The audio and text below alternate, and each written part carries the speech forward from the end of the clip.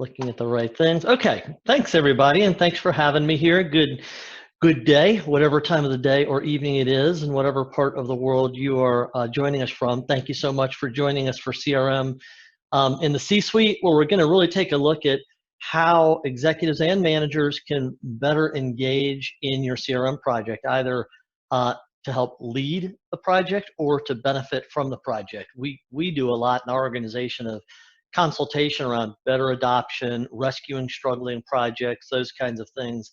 And this is one area where we really find a lot of potential, not just for improvement in CRM, but for improvement in how your entire business runs. So that's what we're going to talk about today. It's an exciting topic. I actually happened to deliver this for the first time about 2 or 3 weeks ago, I guess, at the virtual community summit. And it got really high ratings. So I hope that there are going to be some great takeaways for you guys from it today. So this is the reason why we spend a lot of the time doing the things I just described that we do, because the struggle is real with CRM projects. It's just not always easy to get people to adopt them. Setting up the technology is not always as straightforward as it looks like it's going to be when you get a really good demo or something like that. And this isn't just us saying it.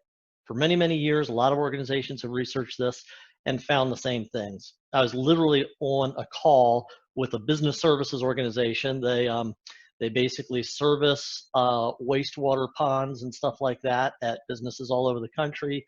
Same kind of thing. They're really struggling with a CRM project that has a lot of promise, but just isn't getting carried out the way they thought that it should.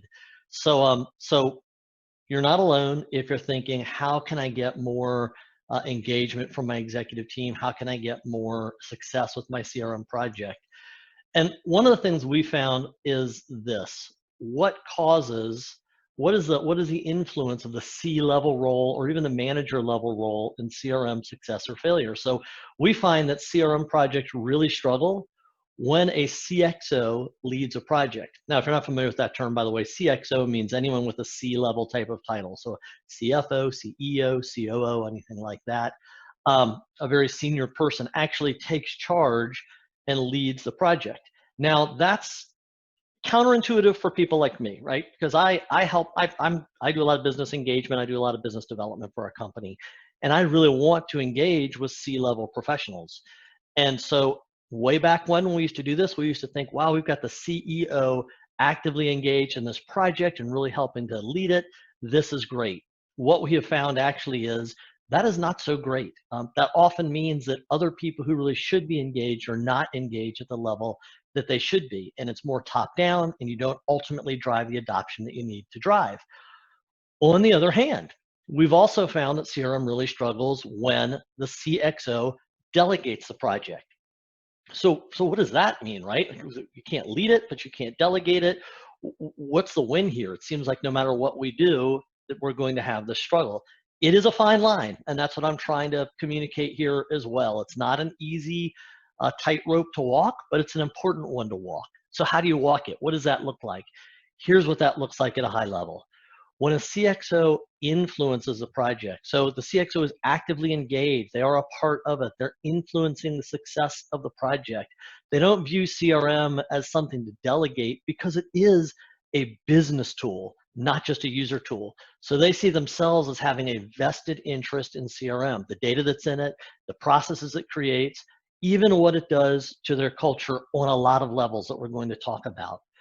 And on the other side of that, when the CXO then engages in using CRM as a tool to lead the organization, so they engage and influence the project, and the project becomes a tool that they use to run their business. And you can substitute CXO for manager in here as well. And we'll talk some about that. I've done other sessions, by the way, on using CRM to run your sales meetings, and that goes for all sorts of other departments as well. Same kind of principle applies here. It is not a user tool. It is a leadership tool, it is a manager tool, and it is a user tool. And when leaders and managers see it as that, they get much better results than organizations who think, I just want it to be good enough so that my users will actually adopt it. So some counterintuitive stuff there, but this is going to be our outline for today. So we're just going to talk about, okay, how can I engage as a C-level person, as a manager, or someone trying to influence those people to engage as, to help drive the success of my project. That's our whole outline. Quick introduction to me. My name is Jeff Abels. I run a company called C5 Insight. We're kind of a virtual company, so all over North America, I guess, a few clients elsewhere, a few employees elsewhere as well.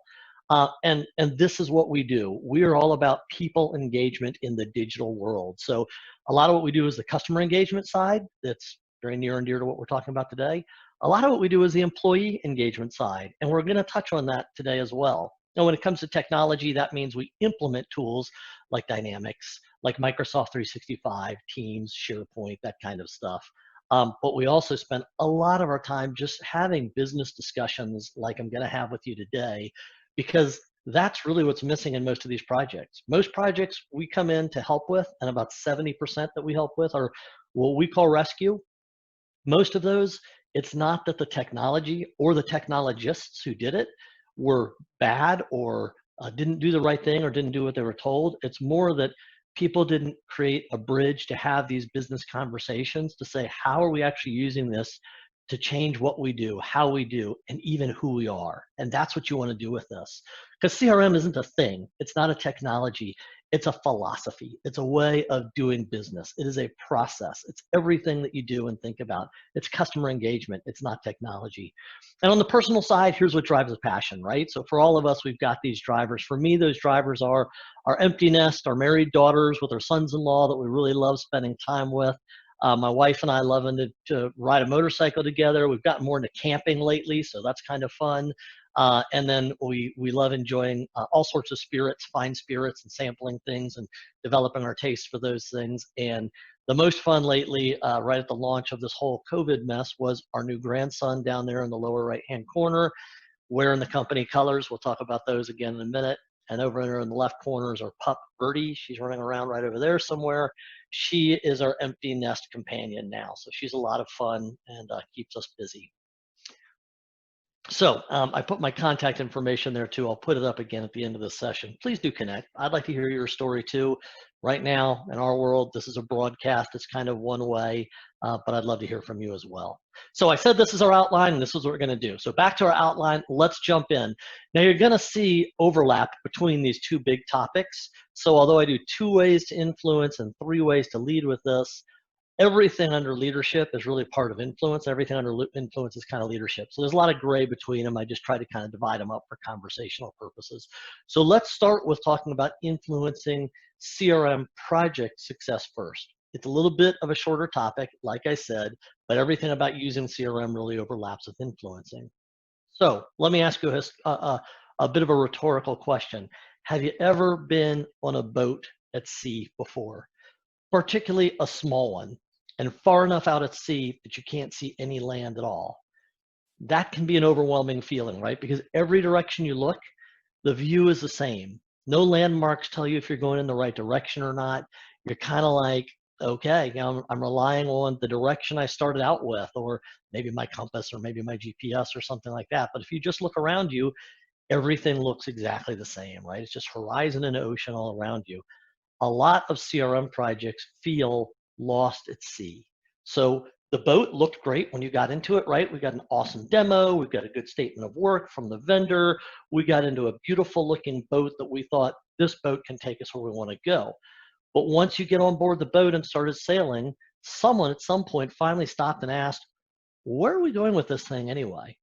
And all of a sudden, people started to lose interest, if not outright mutiny. And we've seen that happen time and time again, because I don't know why, right? It's like, well, we felt really good about getting onto this beautiful boat, but now that we're out here, we're like, what are the results? What am I supposed to do? How is this driving anything at all? It feels like it's just getting in the way. They don't know why they're even on the boat or where the boat is going. Answering that question, that's the job of the C-suite. That's the job of leadership. You can't delegate it and let someone else answer that. That's your job as a leadership in your company. So how do you do that? Here's one way one company did this. This is a financial services company. They were struggling after 3 years of trying to get traction on a CRM project. And they finally took the time to back away and just ask that simple lost at sea question. The question of why? Why were we doing this in the first place? What are we really trying to get done here? And the answer began to emerge, and it led to some interesting changes. So first of all, they said, here's our first change. we're going to change the name of this project. Instead of calling it the CRM project, we're going to call it the Customer Engagement Project. Now, one thing I want to caveat with everything I say today is adapt, don't adopt.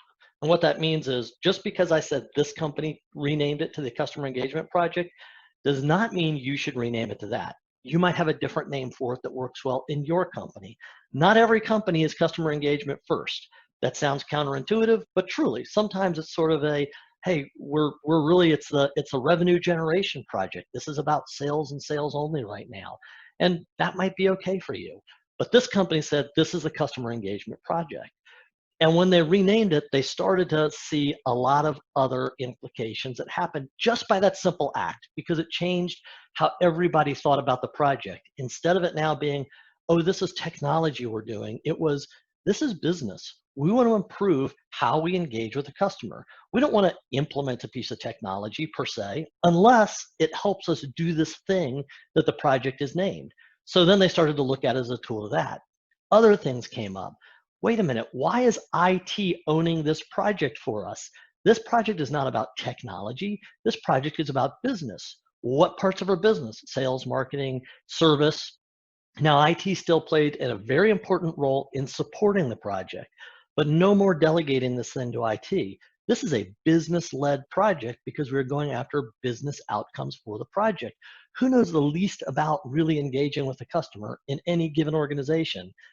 Possibly the IT group, right? But who knows the most about technology? Of course the IT group does. Partnership is important, but it needed to be led by the business. They also started to make this transition from, if this is really all about customer engagement, this isn't just a tool for reps. This is a tool for leading this business into the future. This is a tool for changing how we think, listen to, understand, respond to customer relationships at all levels in the organization, whether it's at the strategic planning level or at the individual having a conversation with the customer level. All of those people are engaged in this project. All of those people should be getting benefits. By the way, I should have mentioned on that one too, notice that customers were on the list also. So for this organization, it was the customer engagement process. One of the beneficiaries needed to be the customers. How are we actually creating the experience, the engagement the customers want in this as well? Whole new set of questions you're talking about when you do that. CRM project was mostly unmeasurable. It's easy to be lost at sea when you're unmeasurable. When you don't know where you're going, how do you know if you've ever arrived? Two, now we have metrics across every different constituency, every stakeholder, every persona that this system is designed to serve. And it's a roadmap to get there. You don't just kind of come up with those in a quick seating. It went from being more technology guided, so hey, technology group, can we do this, can we do that, what should we do over here, to finding a trusted coach. So that was more of a business coach, kind of part B to that thing I talked about earlier. But they said, we don't need a technology department or an outside technology specialist in CRM to be guiding this project, right? We need someone to coach us. And yes, we need it to be owned by the business team internally, but we need it to be guided by people who know how to speak their language and know how to connect with technology people to get this done. Very, very different than, hey, let's go find some really smart certified technology people and give this project to them, and maybe we'll tell them what to do and they'll do it. Because one of the things they found was they had hired really good technology people and they did exactly what they were being asked to do. And then when they looked at that, they said, we're not asking them to do the right things. This is on us. We need that bridge. We need that connector. We need that coach. We need that partner who can help us think about our business and what it wants to accomplish and connect that to the technology to do the right things, ask the right questions, and get them done in the right ways. One small thing, just thinking through, why are we doing this project? What does that have to do with how we name the project? And now we've communicated a whole new vision to our organization around what we're trying to do. Because you can't do this. You can't say, we have this vision for a super highway. We're going to go from navigating these cozy little country roads that we're very used to and are comfortable, and now we're going to make everybody uncomfortable. We're going to create this super highway where we're going to move much more swiftly, and we're going to do that by just paving the potholes on the country road. You will absolutely never get to a super highway by paving potholes on a country road, and you won't create the kind of change you want in the minds of your people by taking that approach either. Look, fairly recently for me, I got back into motorcycle riding after about a 20+ year hiatus. About 5 to 6 years ago, my brother talked me into getting a bike again. I haven't turned back. I've absolutely loved it. But as I got on that bike and started heading out on highways after kind of just sticking to back roads for a while, scared the heck out of me. I mean, when you are on a bike with nothing around you and there's an 18-wheeler about as far away as I can reach out and touch with my arm, you feel really vulnerable. You feel like, I hope I know what I'm doing, and I hope that person knows what they're doing. Am I really ready for this? And that's what your team is going to feel like too. And you've got to be ready for that. It's not happening accidentally. It's not happening by saying, here's a motorcycle, there's a highway, go tackle it. You got to change the way people work, and that takes leadership. Now, another thing to think about with leadership is you have an annual business planning process, right? So again, thinking about paving potholes versus a superhighway, you do an annual business planning process because your business is always changing. What is the fastest changing part of your business? Your customers and the products and services and people that you put in front of them to serve them.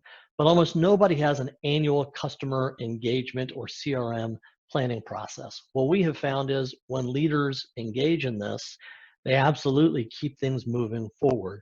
And this is the right time for leaders to engage, not to lead this process, but to say, we want an annual rhythm of looking at this and saying, what are we doing to improve how we're connecting with our customers at all levels, right? Revenue generation is a part of that. Customer service is a part of that. Marketing is a part of that. Product development is a part of that. All of those things factor into it. So the leadership says we want to have this. We need to have that trusted coach to help lead us in this. And as leaders, we want to weigh in. We don't need to run the whole thing. We don't need to sit in the whole thing. But this is the appropriate time not to be in the weeds of weekly meetings or implementation and do I want to set up the security role to do a certain thing or something like that, but instead to come in at the high level and say, let's take stock of where we've been. Let's be honest with ourselves about successes and failures.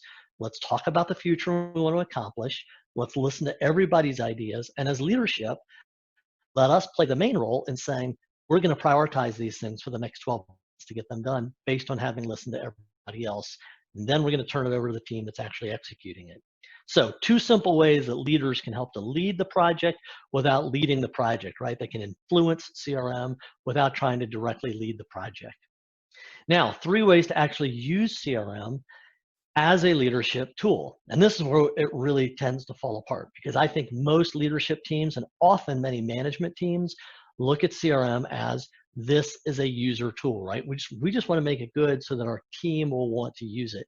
I can tell you, I have seen that strategy work 0% of the time. You can make it good enough that your team should want to use it, but if you're not actively engaging it to manage your team and to lead your organization, you're not going to get the usage levels you want. And frankly, even if you did, you're still not going to get the results you wanted, because this is a business management tool and we need to own that. We need to stop pretending that, gosh, we don't care about the data in here. It's just for you to use as users to make your lives better.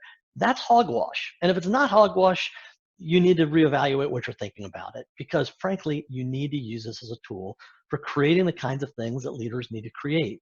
And if you look at any kind of satisfaction or any kind of leadership thinking in companies, these are 3 things that have come out again and again and again. Go look at, C-level challenges and management and stuff like that and say, what are the things that are keeping them awake at night, right? What are the top issues they think about day after day, year after year? Some of them come and go in the top 5, but these 3 are almost always there, and maybe even more so right now because of all the crazy things we've been experiencing in 2020. So let's talk about how can we use, as leaders and as managers, how can we use CRM to address these 3 key things that leaders constantly are concerned about and should be concerned about. So the first of those is this idea of people. And there's a lot in that word, right? There's finding, retaining, and growing leaders among people. It's at the top of nearly every C-level list of priorities, right? Getting good people. If you ask anybody who's really in the know and they say, what is the most valuable asset our company has?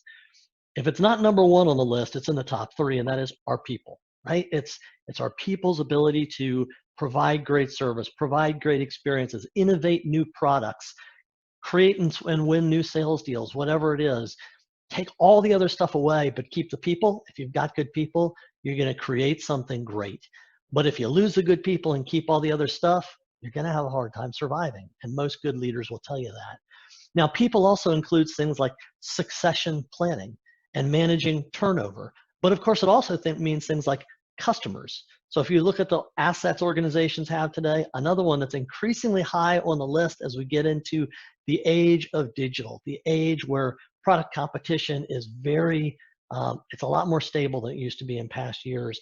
Now they say our customer list, our customers are another huge asset. Those are also people. And so some of that really comes down to culture. What kind of culture have we created? What kind of gaps do we have between the culture we have and the culture we want to have? And how are effective executives using CRM to meet all of those goals and close those cultural gaps?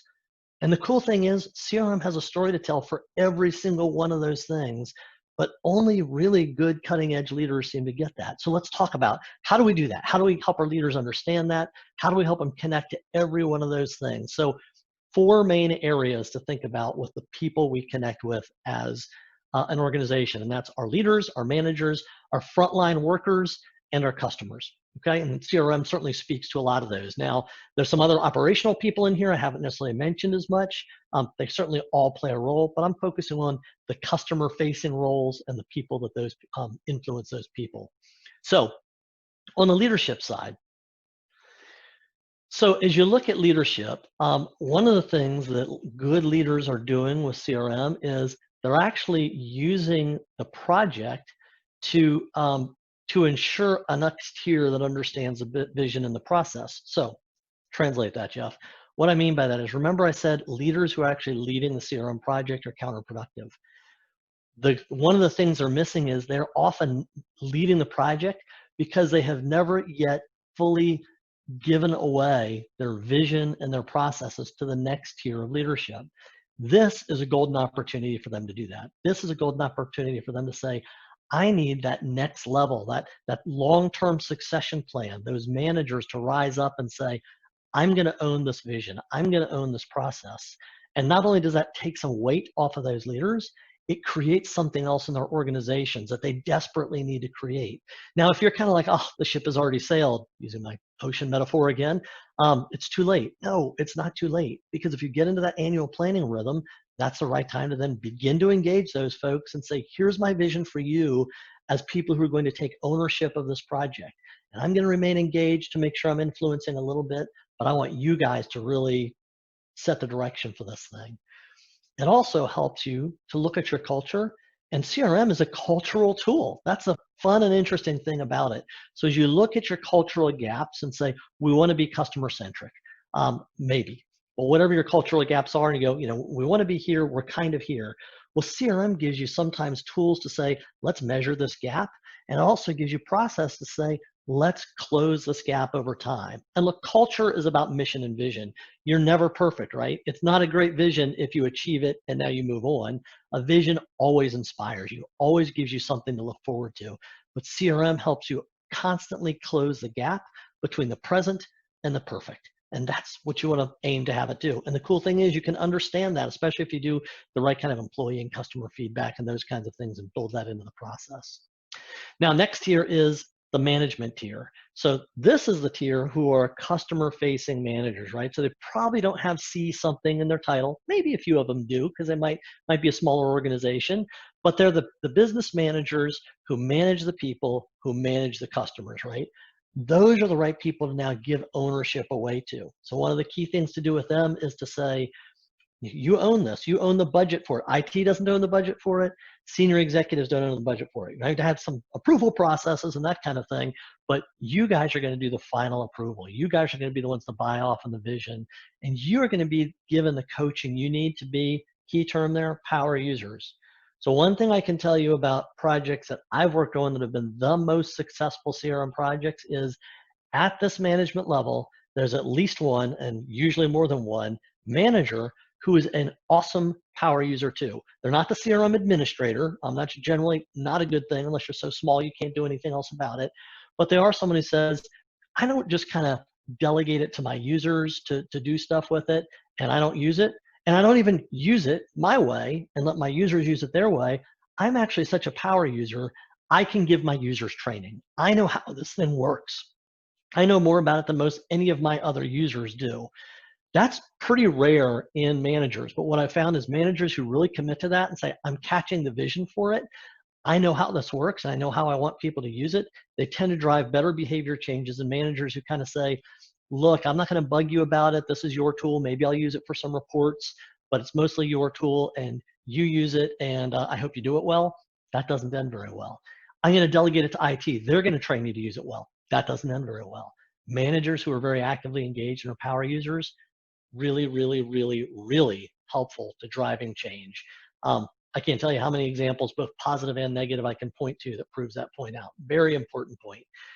And then those managers do use CRM to run their team meetings often. And there's a, actually that little slide out there is when I did this back at Summit. There is a recorded session on this. I'll get you the link to it if you hit me up afterwards, where you can look at, well, how do sales managers use CRM to actually run their sales meetings? A lot of good information on that, but that's an important part of it as well. It's not as easy as just saying, well, let's open it up and look at your pipeline and see how it's doing. There's a little more to it than that. Now, the next one to think about are, well, what about frontlines people? How can leadership engage with them? So one thing to focus on as a leader or as a manager is everyone has a number. And the interesting thing with frontline workers is they're some of the harder people to have a number for, especially a daily or weekly number.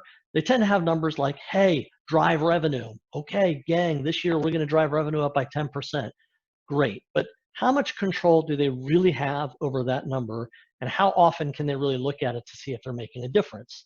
So then you come up with things called KPIs, key performance indicators. Okay, well, this will indicate whether you're making progress towards it. So if you're in sales, it might be how many quotes did I send out this week?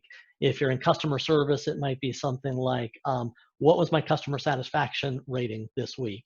If you're in marketing, it might be something like, what number of pieces of content did we post this week, or something like that. There might be any number of those. The problem with the big number revenue and the KPI number is neither of those are very fully ownable by a person. Let me tell you what I mean by that. Here's an example of a big number I can't control. Lose 30 pounds, right? And with a lot of humility, I'll tell you, I've had that number for a long time. Don't know if I'll ever actually attain it. Here's a number I can actually attain. Raise my heart rate for 20 minutes today.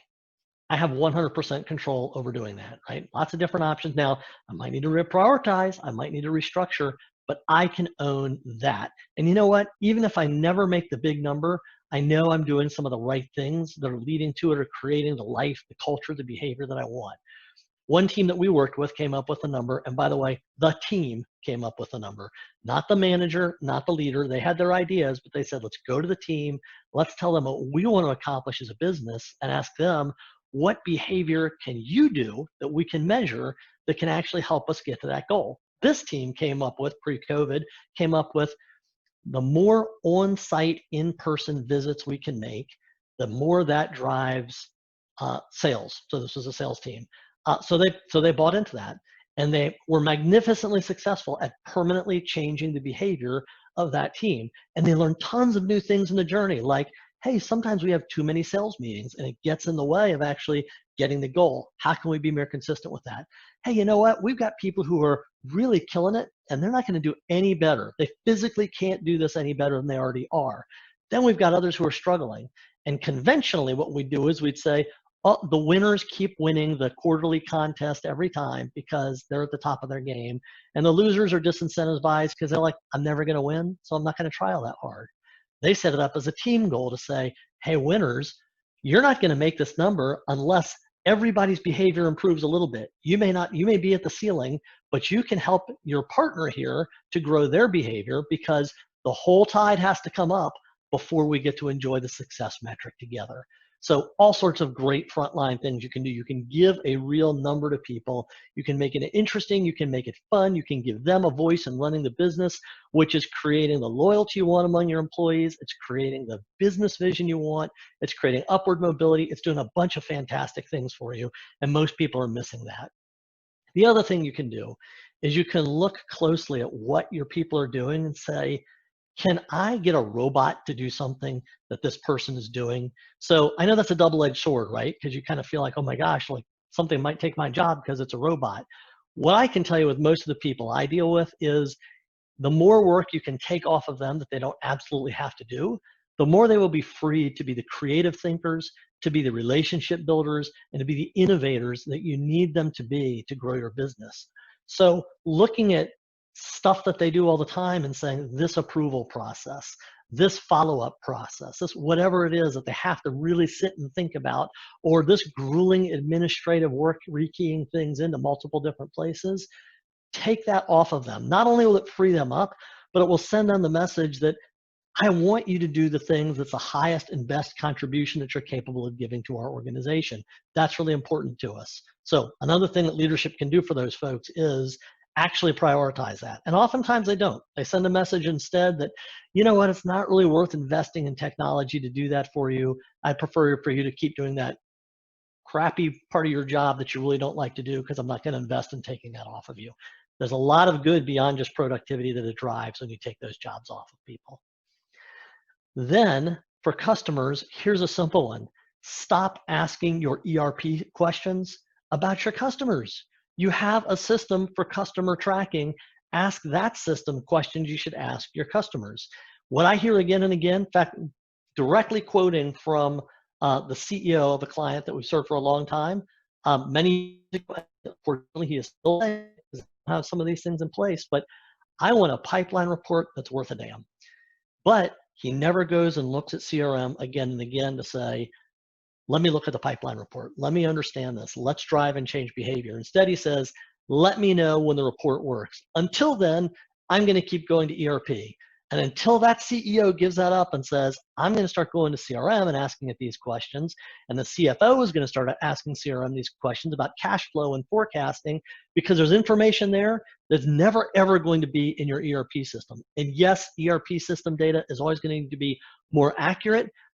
The problem is ERP data is always lagging. Of course, accurate because it's done.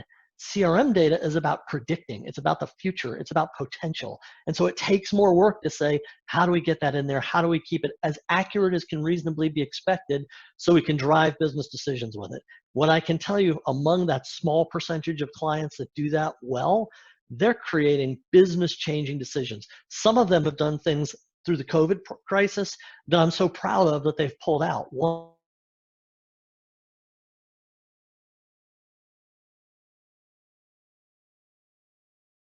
gangbusters. They're growing so fast they can barely keep up with it. One way they did that was COVID crept up on them. It happened quickly. But when it happened, they were able to look at their pipeline and say, look, here's all the things that kind of have gone away. People aren't returning calls anymore. Some of these businesses are going under. They don't have money to spend on us anymore. But here's ones that are still alive in the pipeline. Let's do some analysis of those. And A, let's nurture those ones that are important to us. B, let's go find more like that. And so they've done that, and they've been wildly successful by doing that. People are looking at their ERP system and just said, well, revenues are down. What do we do about it? We don't really know because we don't have good data in our CRM system to ask questions of. That's one of a very long list of success stories around that. And then requiring those CRM numbers in regular meetings. Absolutely important. And believe me, that filters down. Ideally, you cognitively help to filter it down so you know that people know about that. But even if you don't, if the CEO is once a week or once a month saying, hey, you know what, I'm taking that whole pipeline and I'm plugging that into a cash flow forecast, and I'm making decisions about who to hire and who to fire and what to invest in based on that number, that information gets out and people start to say, I'm going to get my pipeline numbers in here and accurate because I got to make sure that I'm informing this company how to make better decisions because it's better for me too. Okay, number two issue, change, right? Every company and every type of role is dealing with change all the times. And you think about just in the past few years, change was already on the top of the list for many C-level executives and managers because we're going through disruptive times in general. But now with all the change going on in 2020, change is even more on the forefront. Change around things like risk even, what might happen in the future. Change around how are we going to adapt to these changing times and do things differently. What about disruptive, technology-driven business models that might sneak up on us and require us to change or go extinct? So there's always change. In fact, if you think about it, the job of the leader is really only to do two things. One is to find things that the organization needs to do consistently and execute on those very well, very consistently. And number two is to find things that the organization needs to change and change with agility to move ahead. A great friend of mine and a guy who does a lot of talks also, a guy by the name of Ivor Plakas out of Germany, talks about this idea of change management within a company all the time. And one of the things that he has found, and I tend to agree with, is I think if you look at organizational capabilities, the one capability that might be the most important capability in order to survive and ideally even grow and thrive in the 21st century is the ability to change, right? It's not just the ability to execute like we've always done, but it's the ability to recognize where we need to change and change rapidly.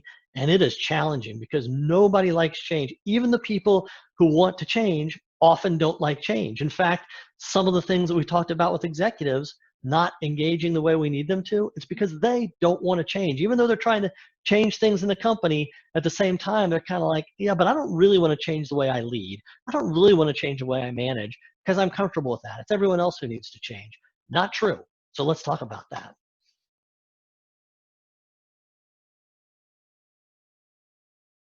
So again, this is the idea that healthy habitual change really, really important in the 21st century.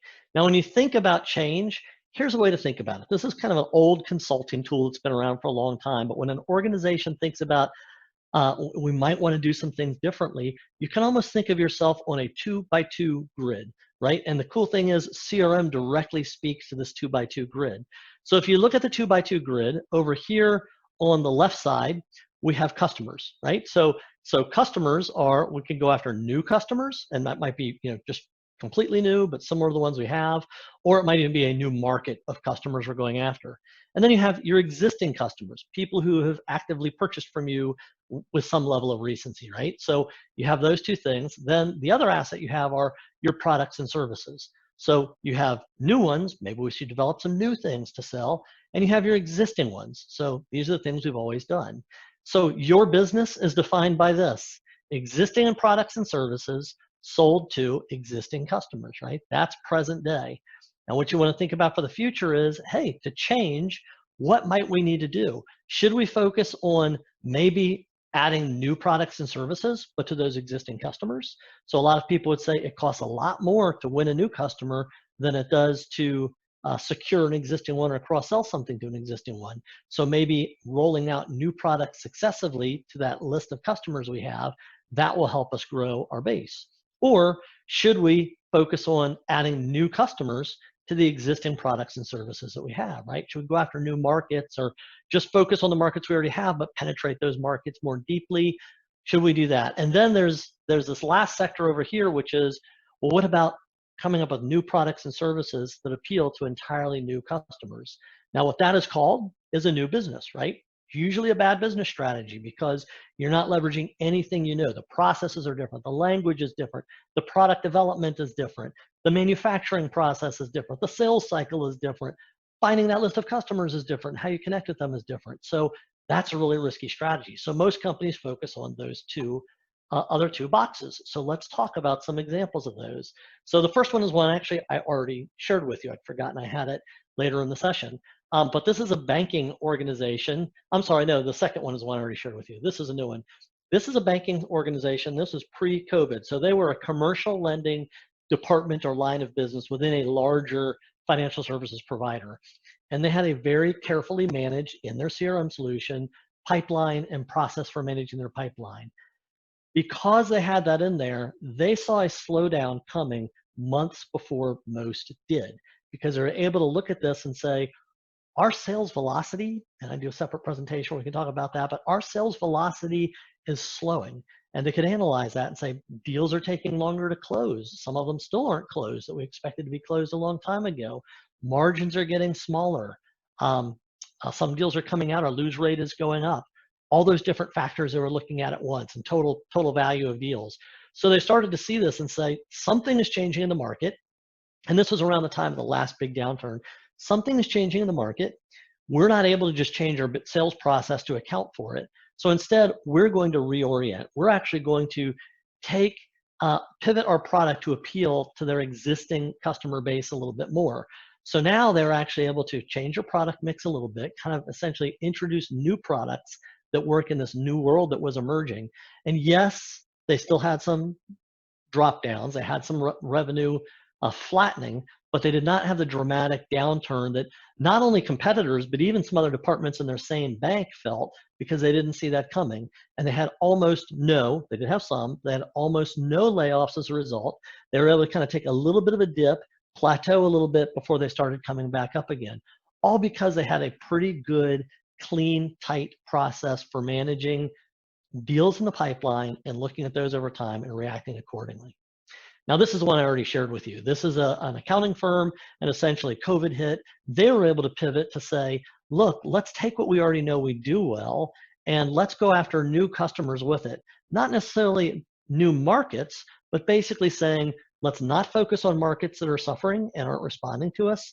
Let's focus on markets that are saying we're still spending on these kinds of services, and maybe they're even more valuable to us because of what we're going through with COVID now that we weren't going through a year ago. And they didn't just turn that into, wow, we've saved ourselves and we're doing about as good as ever. They're growing so fast they can barely keep up with it. In fact, I can tell you I'm frustrated with it because we have a major project we're supposed to do to help them move to the next level. They're so busy taking care of all the business that they're getting just based on the level they're at right now. It's hard for them to prioritize this project. So good news, bad news, I suppose, but really important to know those things. So one way to think about executives can look at the CRM to say, how do I map out strategies, not just to identify that it's time to change, but ask CRM, what do I need to do to change, right? What is the right kind of change that's going to get us the results we want? Now, here's the other thing that I alluded to earlier. Executives and leaders are part of change. So saying, hey, everybody else needs to change because I'm the executive and I can see a lot further out and it's time to change to do this. Yes, that's an important role.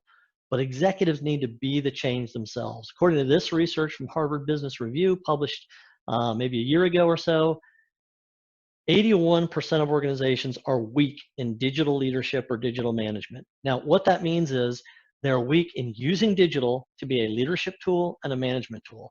It doesn't mean they don't have good digital technology. I run into so many leaders who look at this and go, we've invested millions of dollars in digital, so this isn't us. How much time have you, Mr. or Mrs. Executive, invested into becoming a digital manager or a digital leader? Because that really is the driving factor, perhaps even more than how much you spent on technology. I recently consulted with a client who has a custom homegrown CRM application that is going gangbusters. They have very digitally engaged leaders and managers at the helm working this. That homegrown application is built on top of Lotus Notes. If you don't know what that is, ask your father. The last time I'd run into anyone using Lotus Notes was like in the late 90s, I think.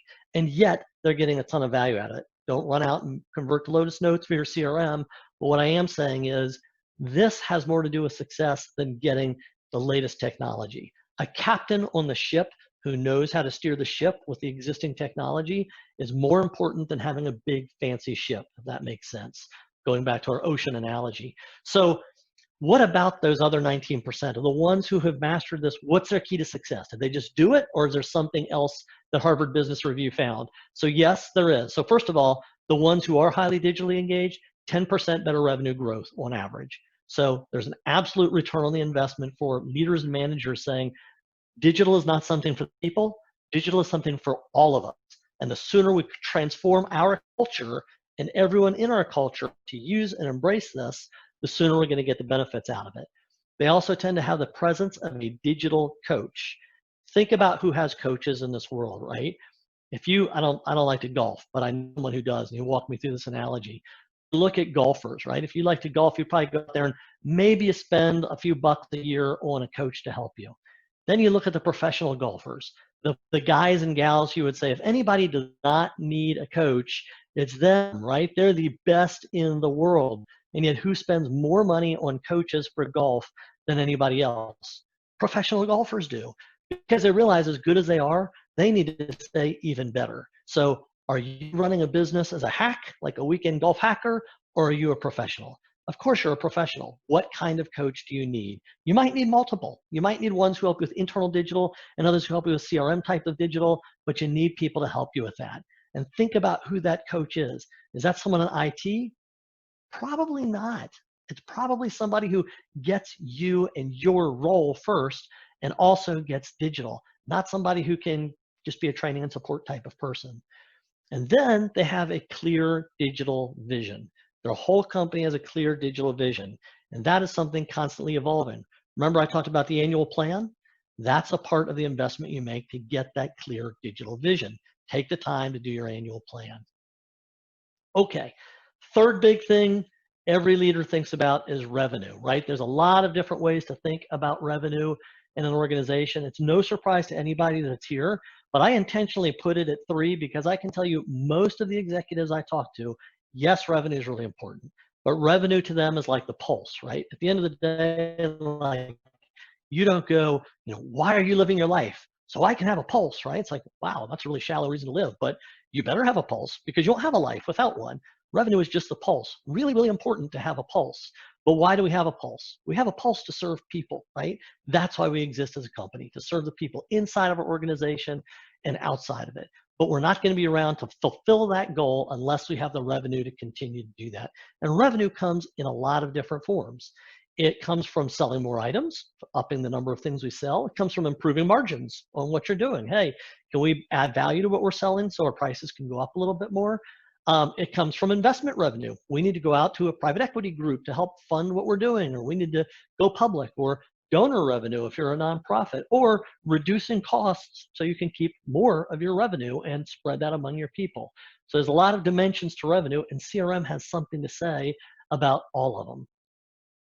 So as you think about this, most organizations have invested in people. Now I grabbed this little illustration here from some website, but these are the 5 customer-facing personality types according to the book, The Challenger Sale. If you've never read it, great read. So a lot of organizations say, we've got these personas, right? We've invested in smart, good people who know how to connect and provide great service and do excellent marketing and to connect with customers and close deals with them. We've got the people investment. And then they also invest in technology. So like, okay, we've gotten the people, now let's get the boat, right? Let's get the ship that they can all get on to be even better versions of who they are. So here's our Dynamics 365 customer engagement investment. Here's this piece of technology that these people are going to use to do the people things that they do, hopefully even better. And you can kind of see from this analogy, that's kind of where it ends. So what they're saying is, okay, here people, is this technology. Since you're people who like to do this kind of stuff, this technology should help you. And now we're kind of hoping that when we put those things together, we get luck, right? Good luck things are going to happen because we've made investments in people and technology. And what they miss is the most important missing element that's right in the middle of that. And that is this idea of process, right? So we've got people and technology, but do we really understand what our process is? Because people first processes, they're really, really different than technology first processes and operational first processes and finance first processes. All those processes are important, but those processes tend to be very rigid, very structured. They change, but very slowly and only under very good guided routines. Whereas people first processes, flexibility is really important. So we see people err at one side or the other. Either they go, well, look, we hired people who just know how to do that. Here's the tools, go, and we're not going to get in your way. And it's like, the Lone Ranger, right? It's cowboys out on the wild west, right? There's no paved paths. Every person, every man and woman is in it for themselves, and hopefully they've got the skills to figure it out. Or the opposite extreme is, hey, you know what? The gang who developed our financial processes, they're going to develop our customer experience processes too. And we put our people into these tight straitjackets, and we realize we've bound them up so tight that they can't exist with our customers and respond with flexibility to what they want. Good customer first processes have a rigid core. There are certain things we say we are not going to give in these particular areas, really important to us. They have to do with integrity, but they also have to do with things like measurement and those kinds of things. So some consistent things we do, but then very flexible around the edges, right? Okay, we can empower our customer service people to do certain things, and where they can't be empowered, we can have a very rapid approval process so that we can open up the door for them to maybe do amazing things from time to time, but guarding it so we don't bankrupt ourselves in the process, right?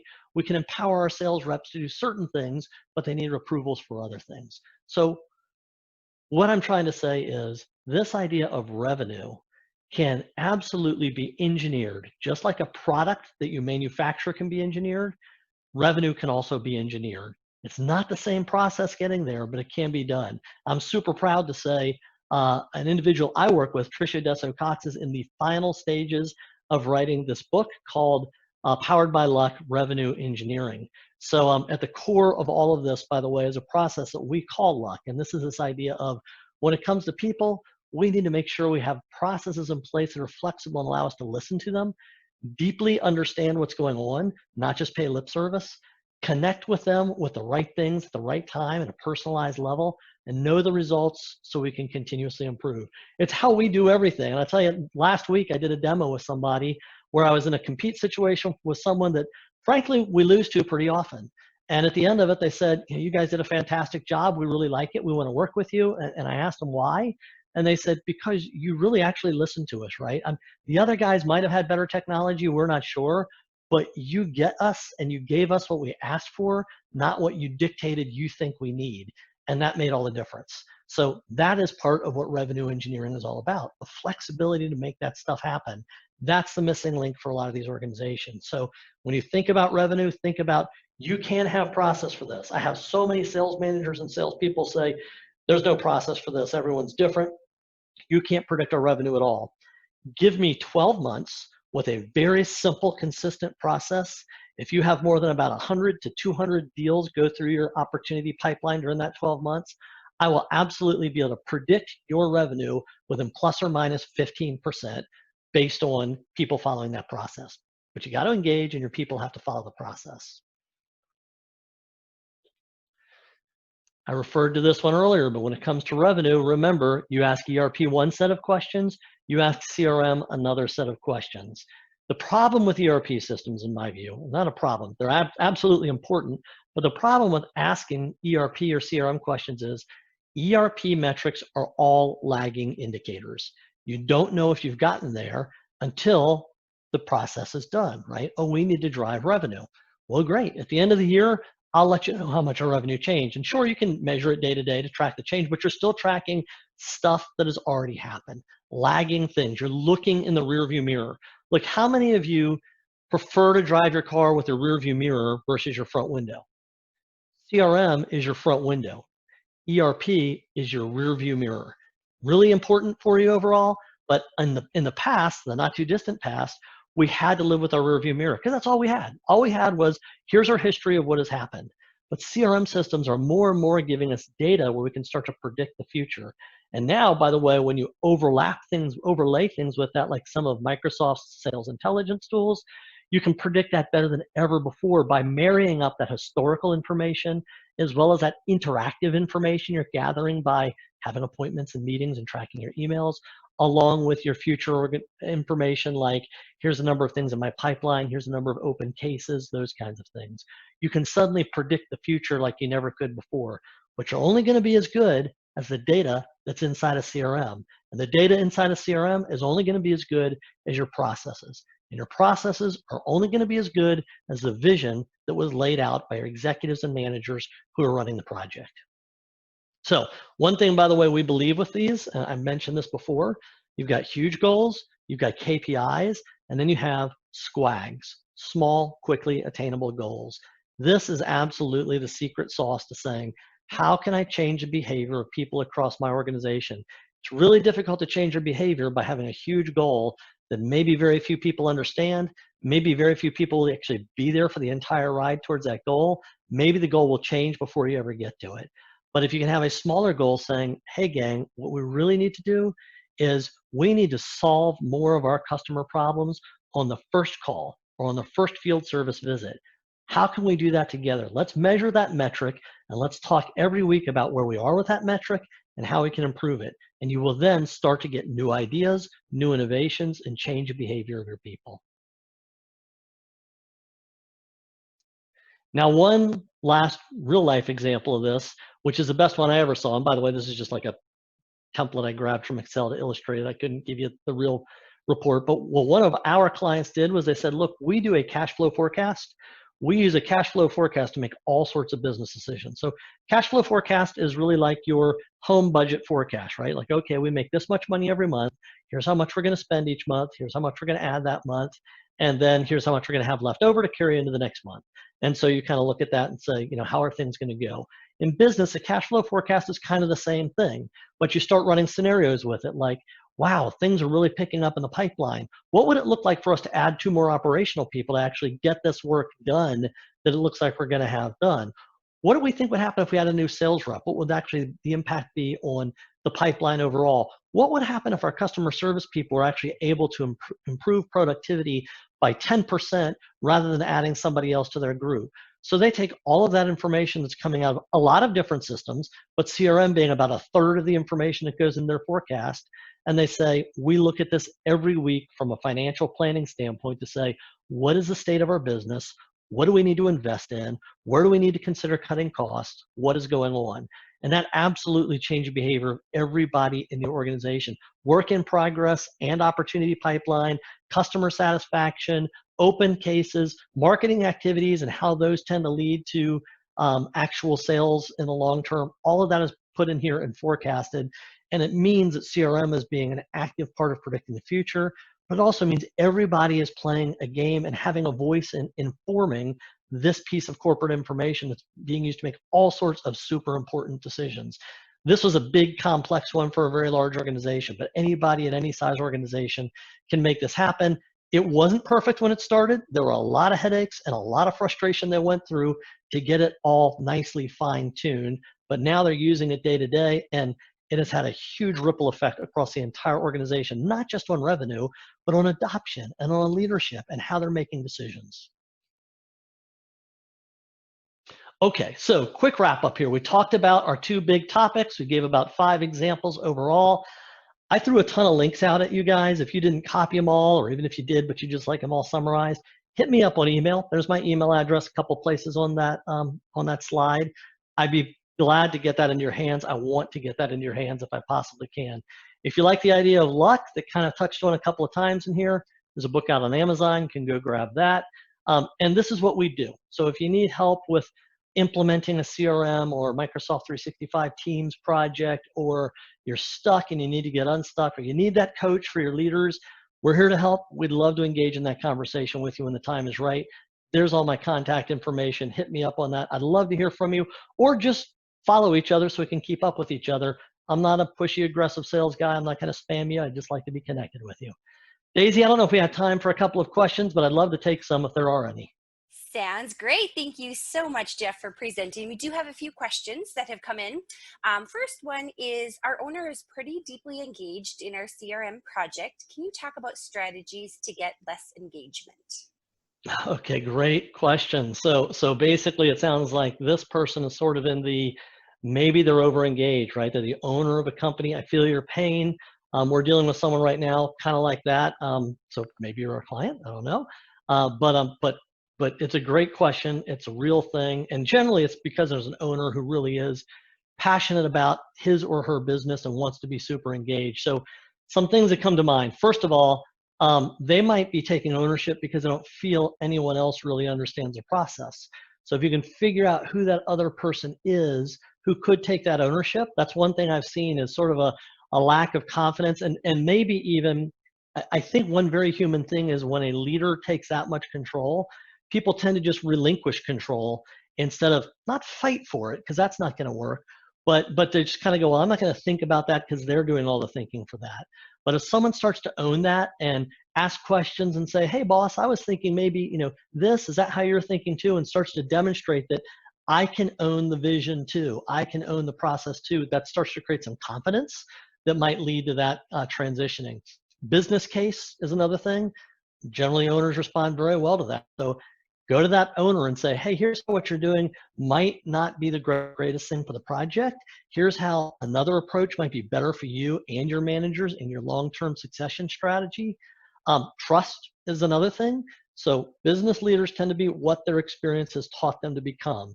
And frankly, for a lot of business leaders, there's a lot of bad stuff you deal with when you own a company. And so it can be hard to trust somebody unless they really go out of their way it to you. So showing them that, this is a trusted resource for you. They're going to be with you for the long haul. They really want to help. So lots of other things there. The last thing I'd say is pray. So, some leaders just can't be swayed by us mortals, right? So maybe send them a recording of this question. Maybe delete this question at the end if you send it to them. But, hey, here's something maybe you should check out. Because sometimes it's like, we get set in our ways. When you're the owner of a company, and me speaking as the owner of a company, I get it. And you need the right people to kind of push to kind of try to pry that loose a little bit for the good of that owner and for the good of everybody in the company. Great question. Wonderful. Let's do one more quick question here.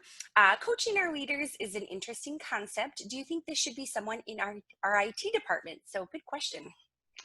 Thank you. Yeah. So probably leading into some of the stuff that I talked about earlier, but I would say almost certainly not. Not conclusively not. I don't know who is in your IT department or how big of an organization you are. Some IT departments and large organizations have very well built out, almost consultative portions of what they do. So there's the potential for that. But most IT departments I work with, they are really strong on IT, right? They're good for information security. They're good for data management. They're good for requirements.